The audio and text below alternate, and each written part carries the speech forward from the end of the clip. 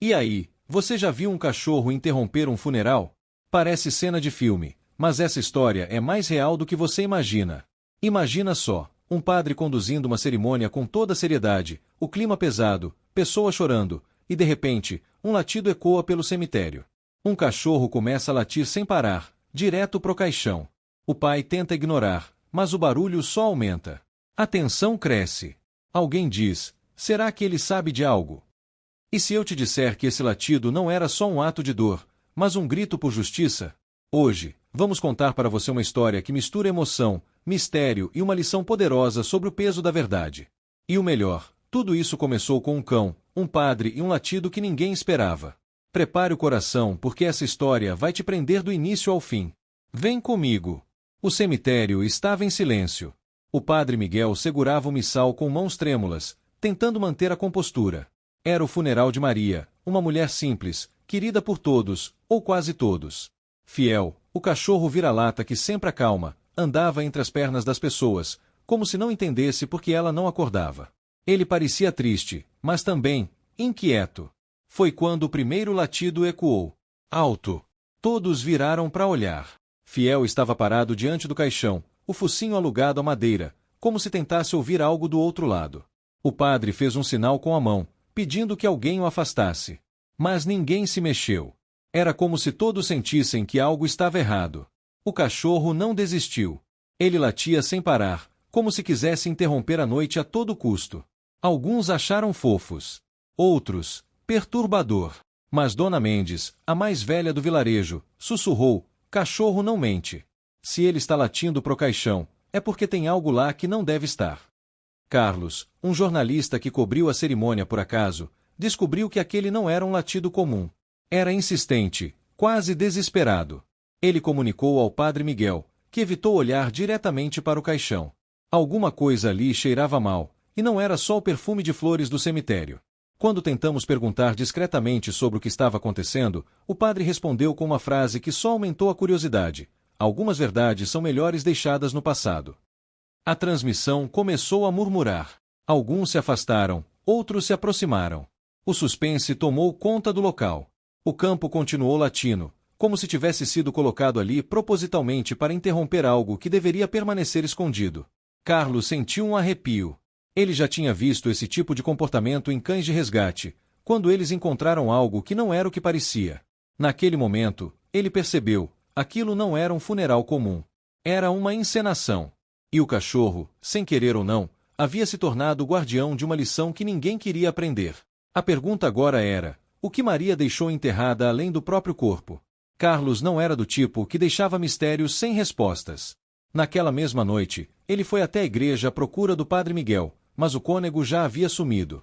Começou então a investigar o passado de Maria. Conversou com Dona Mendes, que revelou que a mulher carregava um fardo pesado. Maria era boa, mas tinha segredos. Muitos segredos, ela disse, enquanto balançava a cabeça, como se lembrasse coisas.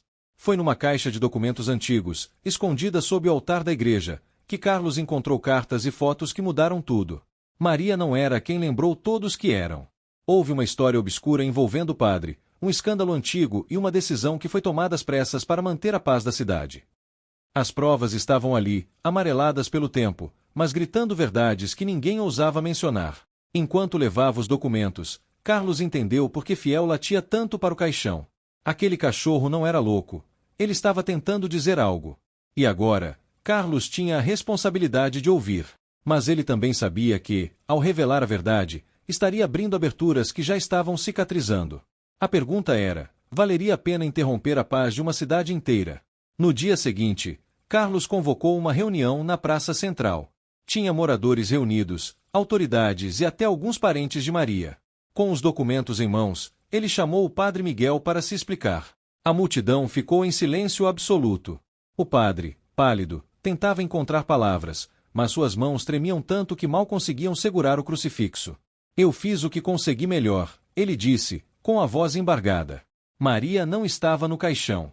Eu sabia que, se as pessoas descobrissem a verdade, o vilarejo seria destruído. Então eu coloquei outra pessoa lá, para manter a paz. A revelação caiu como uma bomba. Alguns choraram. Outros xingaram. Mas Fiel, que estava ao lado de Carlos, apenas uivou alto, como se lamentasse a traição de quem jurou proteger a verdade. Carlos sentiu o peso da responsabilidade. Ele sabia que, ao forçar aquela confissão, estava tirando o direito das pessoas de viverem a ignorância. Mas também sabia que a verdade, por mais dolorosa que fosse, tinha que vir à tona. Afinal, como diz o ditado, a mentira pode correr, mas a verdade sempre alcança. Nesse caso, ela veio latina. Naquela mesma tarde, Carlos e Fiel foram até o túmulo de Maria. Com algumas ferramentas improvisadas, eles abriram o caixão. O vazio dentro dele era perturbador. Mas Fiel não parecia surpreso. Ele fez o local e depois correu para um canto do cemitério, onde havia uma pedra solta. Carlos entendeu o recado e começou a cavar.